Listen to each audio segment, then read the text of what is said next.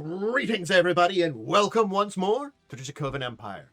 Are you ready to dive back into the Sixth World? It's I, your host, your guide, your Emperor, Tantus Naravan Dracovin, once more ready to take you through a time-space dimensional portal to the Sixth World. Yes, we're learning more about Shadowrun today and diving back into Europe, to Portugal, a country that has honestly gotten out of all the crap of the Sixth World pretty damn well. We're going to be exploring it today, and before we explore it, I will require just a little bit of a help, just a little bit of a tip before we go.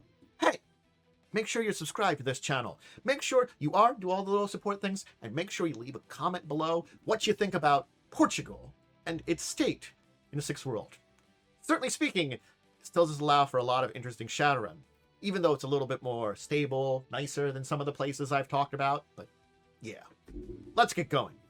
The portal waits. Come on. We have arrived once more to the Sixth World. Now, the one issue I have with Portugal is the last time we really had a deep dive into it was the Sixth World Almanac. That is the best book that not the Sixth World Almanac, the Shadows of Europe. That is the best book to talk about it, though there is some information in Loose Alliance that has to deal with it, but it's Shadows of Europe. I think the Sixth World Almanac, that doesn't have a lot of Europe in it, is really your best bet if you're going to kind of dive deep into Portugal currently. But let's kind of talk about it. Let's learn about it. Let's see what we need to do. Let's kind of scrape the surface here of what you want to learn about it. Ba-bum! Still has this as its flag. So, it's Portugal. It's on the Iberian Peninsula. It's next to Spain. It's got a capital of Lisbon. None of this has really changed. What has changed is a lot of the government type. It is now a mono-corporate parliamentary republic, with Prime Minister Rodrigo Santos, as the last update we have, being in charge of this place. That's what we know.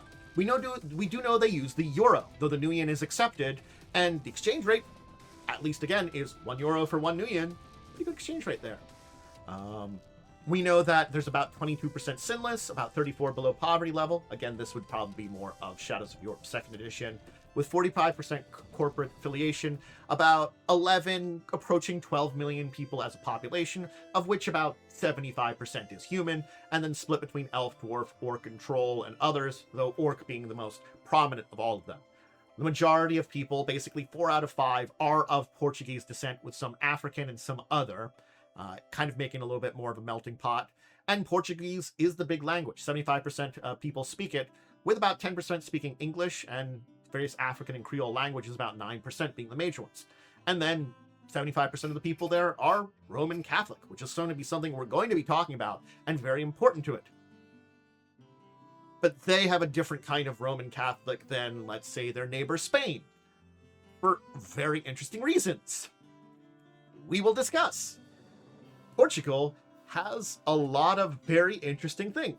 They're interesting mix of cultures that has resulted from everything that's happened in it, the past 50 years that have shaped it, that we're going to talk about. They're African, Arab, and Brazilian culture that's infused with its old culture that it has to create some kind of local culture that blends all of these together in this entire kind of thing. There are 1 million Brazilian refugees showed up when Amazonia took over, and they're now like 2nd or 3rd generation, their presence like that of 2nd, 3rd generation African immigrants or Arab refugees from the Alliance purges in Northern Africa have basically created this entire place. It's fused its aspects from its boardrooms down to its music scene. That's just what we think about Portugal today. Let's talk about that timeline, though, because we can talk about the basically big things that happened to lead to this situation in Portugal. So we have to turn back to 2012 and the anti-awakening papal bull, John Paul IV, giving his birth to the Catholic revival of the Iberian Peninsula, and basically putting out his speech of anti-magic, anti-metahumans, which, would have an effect. That's the first thing we have to kind of talk about, because that shaped Spain a lot. It's also shaping Portugal for now. 2022 saw a lot of earthquakes that begun in Avignon, France, kind of going through this area. It resulted in a tidal wave that hit Lisbon, killing thousands, destroying large sections of the city, and half sinking the old town in the river plain. Finally, we get to 2023. a new apparition of the Virgin Mary at Fatima occurs during the visit of Pope John the 25th. It's witnessed by thousands.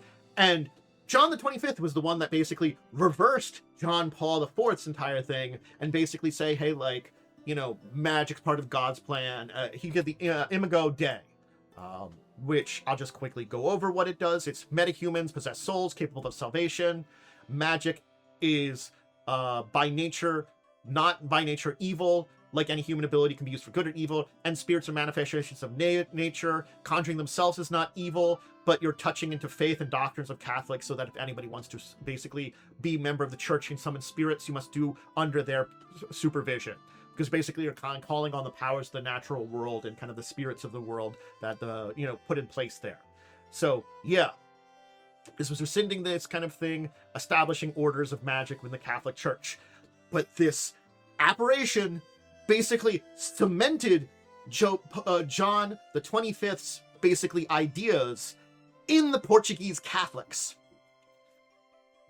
Okay, old Pope said some bad things. Okay, we're kind of going along with that, there's some tensions, a lot of bad things happening, globalizations, the plagues, the crashes, all the terrible stuff's going on. The crash hasn't happened yet, technically, but a lot of terrible things going on. We're getting that reinforcement of it. Then the other guy that's like, no. This is the other idea. I'm reversing the court. This is how we should think about it. Comes in, and there's like a miracle there. People witness. You think they're going to follow that guy then? Then comes the Alliance for Allah, basically invasion in 2033 into Europe. There's a second front that opens up in Spain, and there's corporal mercenary home guard forces repelling, landing in southern Portugal.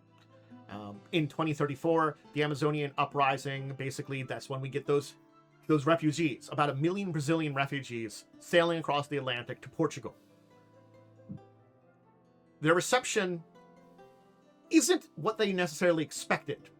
What I mean is they probably didn't expect a good welcome, and they kind of were actually welcomed. We'll get into it, but the Brazilian refugees were treated a lot better than you'd think. For a lot of times, refugees, especially like this. Then we get Euro Wars ending in 2036. There was a recession, of course, like that, which leads to the founding of Lusidia, the National Corporation of Portugal. Lusidia is the government. Anyway, 2038, basically there's some problems still with post-war recessions, so we create the government leases Algarve to the corporate interest, which will create something we'll talk about when we talk about the nation. Basically, nice corporate enclave there. In 2040, Lusidia applies for corporate court recognition as AA status. And then 2063, the last time period we know about it, the New European Economic Community, the NEC, is established with Portugal a founding member and a seat on the Corporate Policy Commission for Lusidia. So yes, the new big thing in Europe that's uniting Europe a lot about it. The kind of one of the successors of the European Union, though that kind of just kind of not, is there, and Portugal's in the forefront of it. All right, now that we got a picture of Portugal, let's dive deeper into the nation a little bit.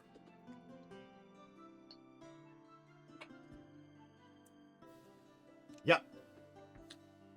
A nation which I may note that is a place where you've got low ethnic tension resulting from the integrations as well. You still have some discrimination towards goblinized, but a lot less. It's a melting pot of lifestyles, cultures. That means people just know how to get along with each other in the shadows. And unfortunately, still you do have a lot of elites in many of the places that are either reactionaries, sometimes bigots, sometimes that loathe the certain states. There are some basically arch-conservative cardinals in the Catholic Church that's still there. And all of these fuel some tensions that aren't completely gone, but, pretty good.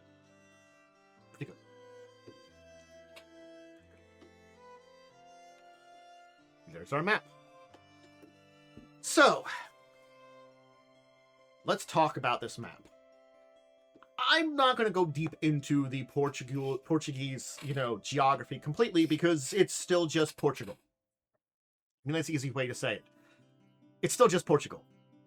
There isn't a lot of difference between Portugal of today and Portugal now, except for basically it's in charge and some details. Basically, the devil in the details. But there's two places to really have to talk about when we talk about the nation. Libsyn, the City of Sin, and of course, the other important one, the Algrav Corporate Enclave. Libsyn, a melting pot of 3 continents. Now, not necessarily perfect, but it's a blend of the old history, opulence of now and days, a sprawl that's ballooned like that in the mouth of the Tagus River. The old city hugs the north bank, covering Severn Hills. It went through a lot of reconstruction after the Seaquake, but it still centers on the flooded old Baxia district. Basically, you have 8th century mansions standing on in murky canals, while gridwork of catwalks and platforms allow access to many small businesses. So it's this mixture of new and old that seems to be there, with the vivid African Brazilian motifs being added in here, the neon glow, buildings that rarely rise more than 10 stories. And of course, you've got things like the Castle of St. George that overlooks the city, the claustrophobic alleys and streets, the Moorish neighborhoods providing cheap, old housing. It's a very interesting place. The Docklands, which are the industrial port and the waterfront that lies west of Old Baxia, the Red Light District. There's a lot of very interesting places in here that mix a lot of the various motifs of the nation. And inland, of course, behind the Docklands is the refugee shantytown. This is unfortunately where a good chunk of the refugees has kind of ended up. About 40,000 people for about 30 years now.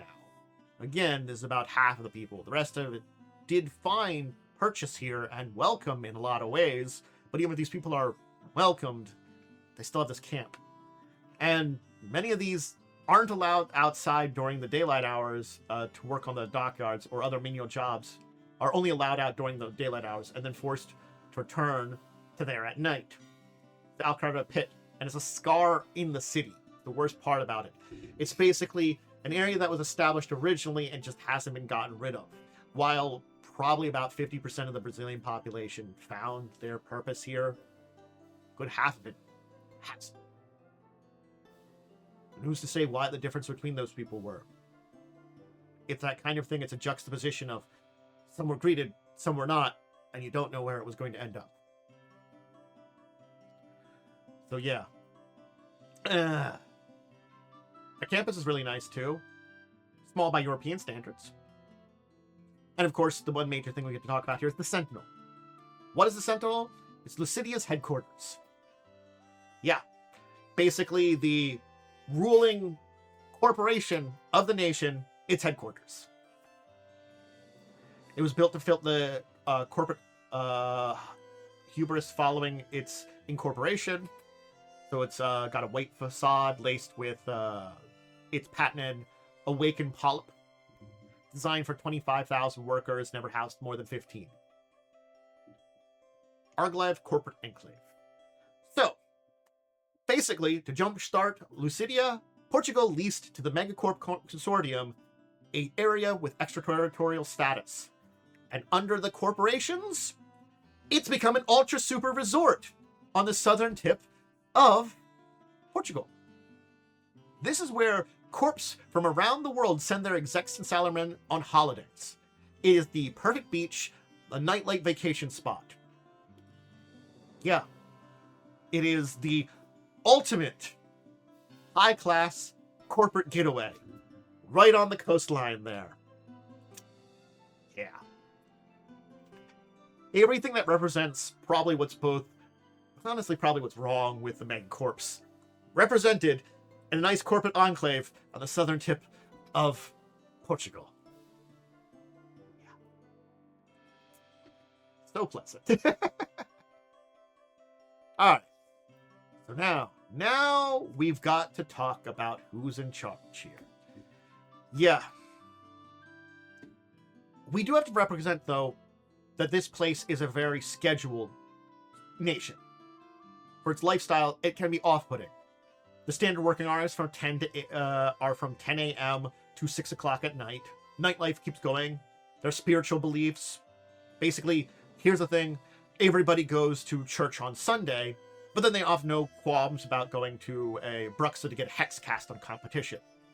Their sports are skewed. Major soccer games are very important, especially when they play Amazonia.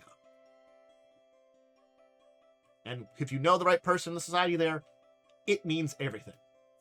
So, Lucidia. Now we enter Lucidia.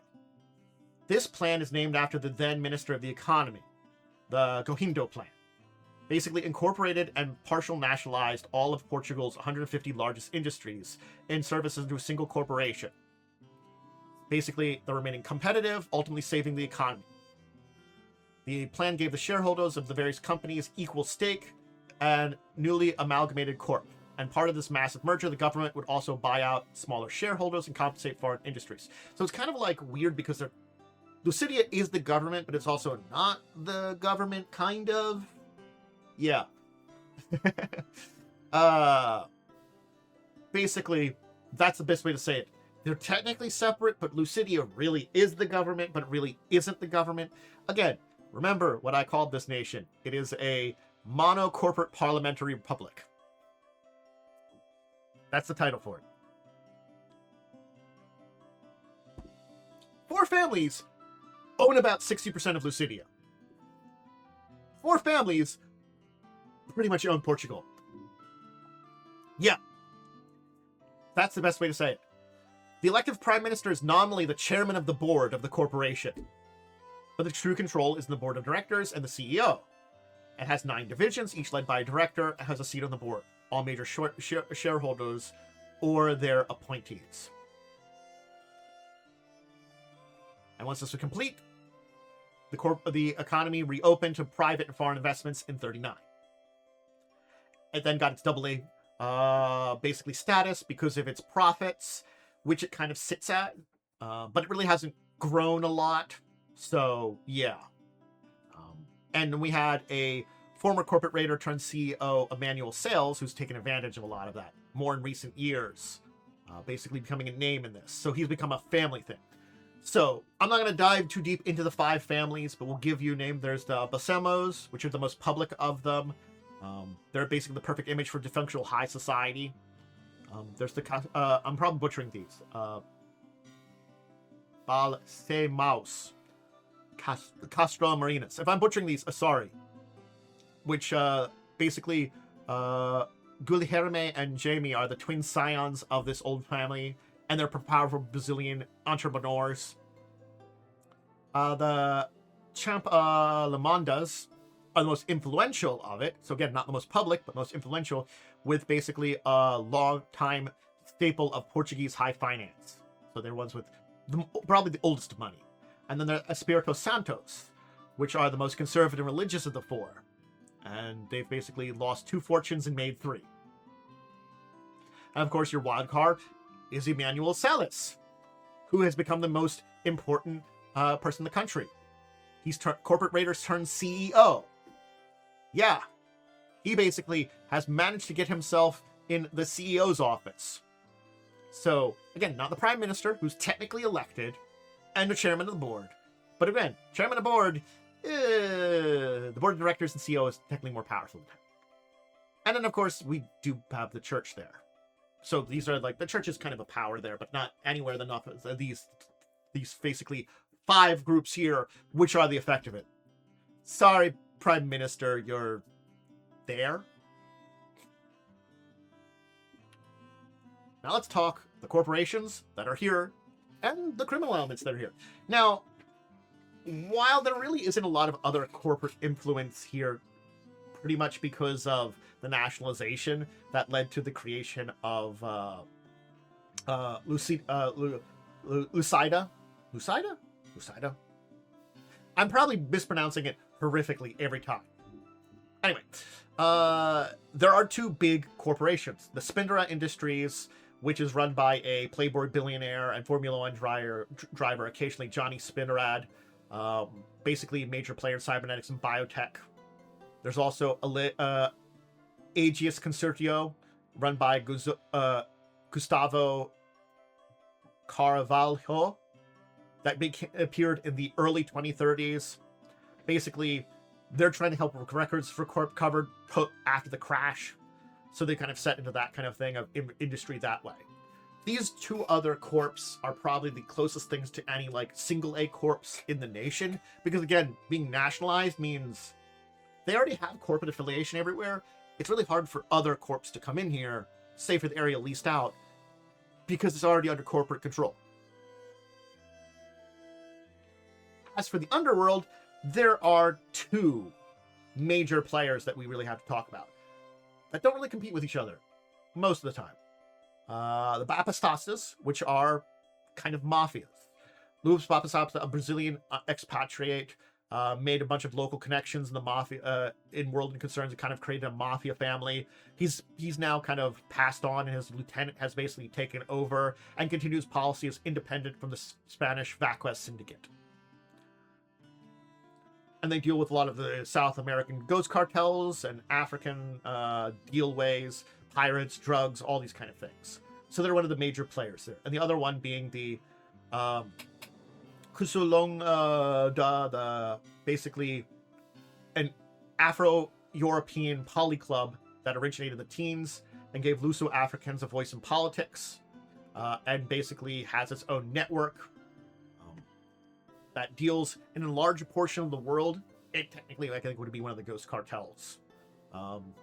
So it basically takes care of some other types of business in here. So since they don't overlap with each other, technically they tend to not get into conflict, but occasionally they do. But most of the time, they do seem to be able to kind of handle each other without getting into each other's base problems. So these two groups are basically the major crime elements in Portugal. There you go. There's Portugal in a nutshell. An interesting melting pot of a lot of different people, having everything that happened there, the various bureau wars, the various issues that occurred, the various battles, the nationalization into this kind of corporate kind of country. All these things that occur have made Portugal an interesting place, a melting pot where a lot of those tensions that you see in a lot of places in the world kind of exist, but they're very deep below the surface. They still simmer there in the arch-conservatives of the Catholic Church, and the basically very small-minded people that tend to be in very important places, those big families and the big corporation that owns the country, things like that, that you don't get rid of these feelings, but again, with all the cultures mixing here, whether or not you're an Orica troll, an elf, or a human doesn't matter as much. You got all the cultures, you're already mixing together.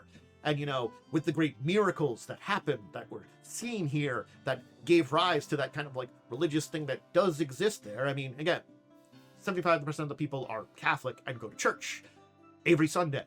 It's just that they're that kind of like mostly Catholic, but not that devout Catholic. They're kind of on that edge, They'll go to church every Sunday. They'll do their prayers, but they're not like spouting out to everybody. It's this kind of interesting thing about Portugal. It's this kind of weird mixture of old and new, which is reflected in its buildings, that, of various cultures, of what's kind of this melting pot of maybe this is the way that, in a lot of ways, the Sixth World will evolve. I mean, that's a good way of saying it. This is a good example of what the Sixth World is. Portugal. Is it the only one? No. Is it the best one? I don't know. It's one of probably the best ones that you can see. That's an example of an evolved, rebuilt society in the Sixth World.